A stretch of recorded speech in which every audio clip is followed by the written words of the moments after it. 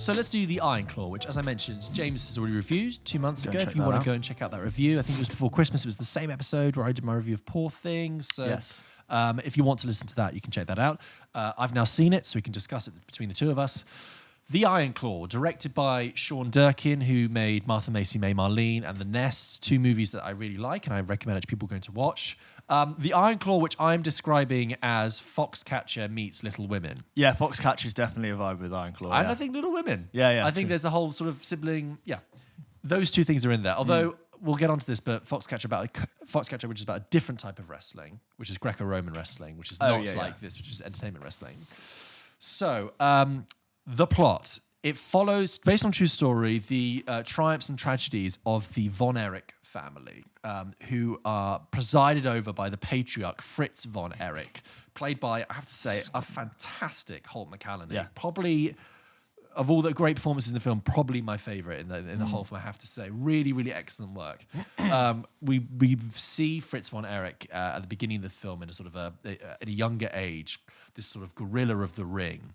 And he is very much a domineering figure, tells his children, tells his family, this is our destiny, this is what we're meant to do. I missed out on, a football career, but we're gonna win the championship. And then we cut forward to the early 1980s, where Fritz Von Erich is retired, but presides over his children, who are all vaguely involved in sport. You have the second eldest child, Kevin, played by Zac Efron. The eldest child, actually, the eldest brother died when he was 6 years old. And it's this sort of tragedy that looms over the family. You then have the next you have Zac Efron, who's the oldest, and then you have Kerry, who's played by Jeremy Allen White, who is a very competent and successful discus thrower and has a shot at the Olympics coming up. You then have Harris Dickinson as David Von Erich, who is younger but also quite mature and because he's not carrying the pressure of being the oldest brother that Zac Efron's character is, he has been able to have a bit more gift of the gab, is more naturally charismatic in the ring. And you also have Stanley Simmons as Mike Von Erich, the younger brother who isn't really interested in wrestling at all, is much more interested in music and is very much like the young brother. You've got Maura Tierney as the mother, Doris Von Erich, and you've also got Lily James in there as well as a sort of love interest for Kevin, Zac Efron's character. And yes, it follows the sort of the wrestling careers of these brothers and how it kind of takes a hold. But it's called the Iron Claw, and James mentioned this in his review, for two reasons. One, it is the signature move that Fritz Von Erich used in the ring that his sons also use, of pinning someone down on the face and inflicting maximum pain. It's a great sort of entertainment showstopper. But I also think you hold it up and show it to the crowd. I also don't think it's too glib to show that the Iron Claw is also the hold that Fritz Von Erich has on his family and on his sons, and the kind of the existence and the life they lead. Let's start with. I think I was pretty happy with the Iron Claw. I was pretty impressed with a couple of things. I think everyone is doing great work. I think it's well directed. I think that the performances are great. I think Zac Efron is being very tender and shy. Harris Dickinson the dynamics between the brothers worked. I think Holt McCallany is fantastic. I do think this film and this type of film 10 years ago would have got many Oscar nominations. Yeah, and I think Holt McCallany would have been a supporting actor contender. I do think that this kind of evil, conflicted presence. But what I like about him in the film is that whenever he was on screen, I felt threatened and I felt in danger and I felt sorry for the boys. I will just say that there are two things that kind of stop me from oversharing it with praise. I've seen lots of people being very effusive about it. There's just two things coming back. One is the thing that happened with you, which is that I just don't understand wrestling. Thank you. Okay? Thank you. And it's not, and it might be that because you pointed it out, I was more aware of it. But I'm like, this isn't like Foxcatcher where they're actually competing for a thing. This is slightly stage managed and performance based. In the ring, I'm like, okay, that's fine. They're training up for it, and Zac Efron is wearing this like almost uncomfortably swollen torso. He's not wearing it. He's beefcaked up. Is, and he looks like a tied up turkey. He looks like a dried out sponge. He looks like a Stretch Armstrong. Yes, he's just he looks like the Thing actually from or He-Man. He sounded like He-Man. He-Man, Thor. Anyway, Lou Ferrigno in the Hulk. Yes, absolutely. He there's a point, quite frustratingly, where Lily James raises this question. Pam, the character, raises this question with Kevin, and I thought, great, this is where the film's going to address it. And he answers it in a way that just does not answer the question. Yeah, she's and like, it's our thing, right? The problem is that for the rest of the film, I'm like, I want to invest in the stakes and the drama that you're going through, but I don't understand how it works. You've shown me a scene in which in the locker room, you and your opponents are deciding what moves are going to be played. Yeah. But then you've also shown me a scene where you're getting frustrated at the fact that you didn't win and a fight didn't go well. And I'm sorry, that was really distracting for me. Yeah. It really kind of held me back because I'm thinking, is this sport or is it performance? Did you not know you were going to lose? Yes. It's an unnecessary distraction. Yeah. And maybe in America, like it just doesn't... this film will probably play better in America because people just understand that and know that better. But I have to say, from my perspective, there was an unfortunate distraction. I also think the thing is to say is that the story really is very extraordinary and very interesting, and the whole thing plays kind of quite well as a Greek tragedy. And there's actually, I won't spoil it, there is we were just talking off air, there is a moment of Greek mythology symbolism used, which I thought was quite touching. But and when I did some reading after the film about it, there's so much more that just wasn't in the film. You know, necessary dramatic license means you have to cut things out, but I was quite extraordinary. I mean, just off the cuff, there's actually another whole other brother that has been omitted, exercised from this film, just I guess for the sake of dramatic space. But the thing is with that is that I liked all the dramatic ingredients that were there, but because there was so much to cover, I felt like I was never. I was getting glimpses of characters and glimpses of interest, but I was kind of underserved on a lot of things. I really wanted more interiority to characters. Jeremy Allen White's character is a perfect example. Kerry, gets a shot at the Olympics, which is then denied because of geopolitical things that are happening in the 80s. And there are a lot of times with his particular character who comes into the film about halfway through. Yeah. And I was like, I want to know what's going on inside your head. And the same with Harris Dickinson's. You get glimpses, but I wanted more interiority because I think they've got great dramatic potential. Even Lily James is underused and Mauritani's character is kind of underused. I wanted more. We're giving glimpses, good glimpses, great dramatic moments, but I just couldn't help think that I would almost have preferred to have watched a 3-hour version of this film where I really got to know and understood each character. Or a great miniseries, which is, I know it's a bit of a lazy criticism these days, but the thing is, when you've got such great dramatic potential, so many different perspectives, so many different characters, I thought, I really could have I enjoyed that as a series to kind of draw that out.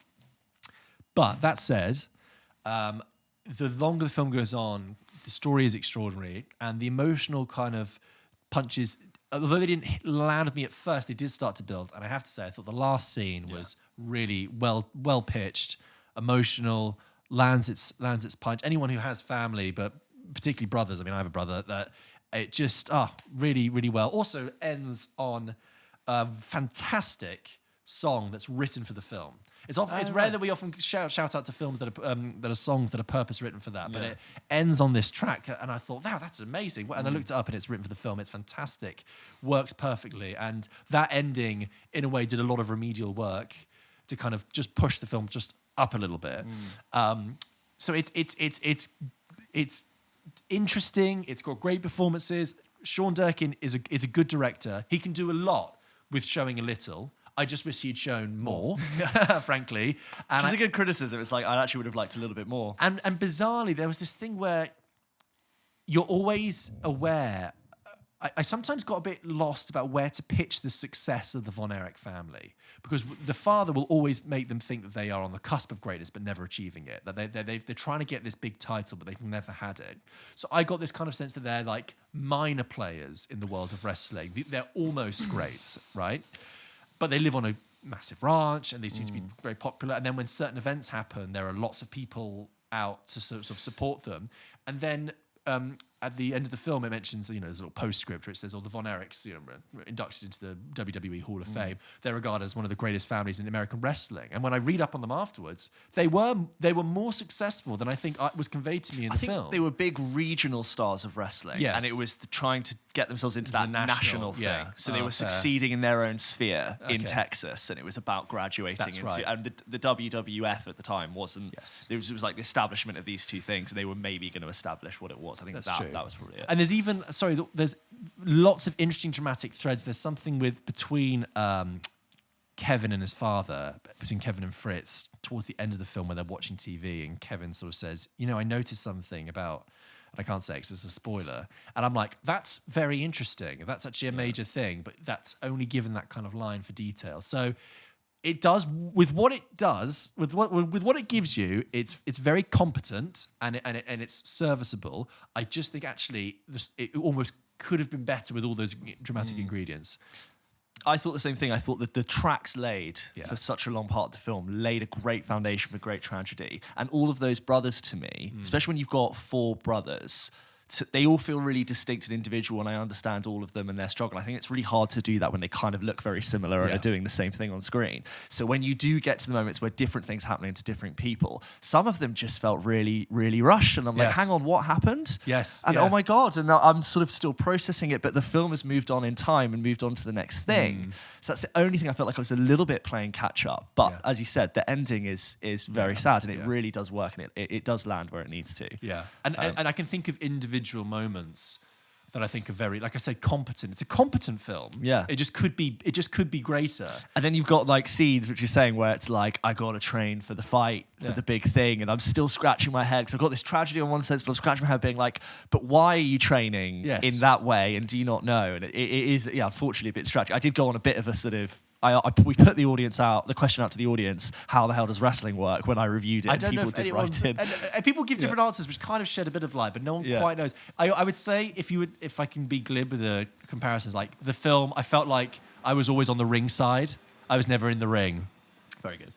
So I was a passive spectator, interested, but I was never actually where I wanted to be interested in the ring. And I do think Zac Efron's physicality, it's very much present, but it does work in the fact that he carries the pressure of everything on his shoulders, and his shoulders are so big because he is strained and under pressure and forcing himself into this position. There is an element of that which I think is very interesting. He's intentionally physically contrasted to everyone else. He bears the brunt of the Iron Claw more than anyone. It has that kind of mythology, Greek mythology kind of element totally. to it. But really, I've said everything. I don't need to say anymore. Well, guys, let us know if you had any other thoughts on just wrestling in general and the Iron Claw. We'd love to hear them, as always. We did get a couple of emails closer to the time, but we'd still love to hear your thoughts. Send them into hello@popkitchenpodcast.com.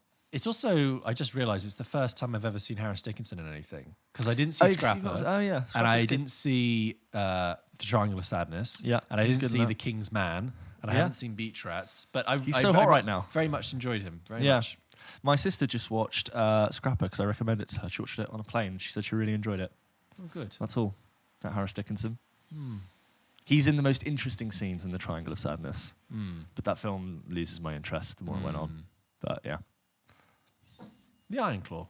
Guys, we are about to go into our email section. We have just realised for about 20 minutes George's camera wasn't rolling. For all of you listening, business as usual. The audio is recording fine.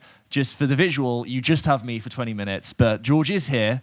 You'll be able to hear him. Yes. We are now recording on his camera, so you'll see George in the second half of the emails and obviously the game, but just wanted to say that for people who are watching. I'm not just being selfish with the edit, and I want it to be all of me. It's all of me. It's all of me. Well, see you in a bit then, guys. Here are the emails. Anyway, on the Iron Claw, Taha writes into the show, friend of the show, and says, hello, George and James. I just finished watching your episode on the Iron Claw. I'm catching up on the award season films as they are coming out here, and thus going back to listen to the episodes I skipped over.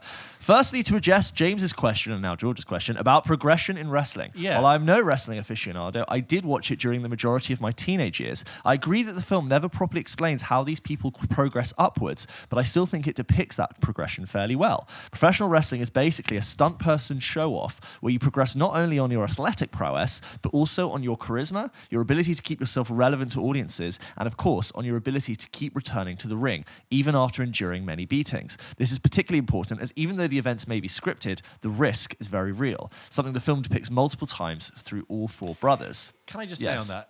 I believe you. Yeah. But I think as an audience, we need to see the deciding factor of what, if it's a football film, English football, soccer, if a ball goes into the goal, they've scored a goal. We know that's a victory. If it doesn't, it doesn't, right? And the characters are stressed about their progression. And also there's one shot where Jeremy Allen White is like covered in blood. And I'm like, how? Because they don't show how. I'm like, how did that happen? Isn't it all scripted? How did you get bloody? And he's like in the locker room, like looking dazed afterwards. I'm like, but why are you bloody? How can you get bloody in some fights and not in others? If you and me are going to wrestle, right, and we plan our moves, and we plan who's going to win, we'll do this thing, then this thing, then this thing. Could I double cross you by actually in the ring, like messing with you a bit and taking you down? And like I said I was going to do this, but actually, but then the hits, all the punches are not real punches. And if you decide to do a wrestling move on me, do I have to? Do I have to cooperate? Because like when you do the body slam, I've got to be slammed by you. Like is it like the rules that you have to go along with it? Otherwise, you're both going to get injured. I don't know.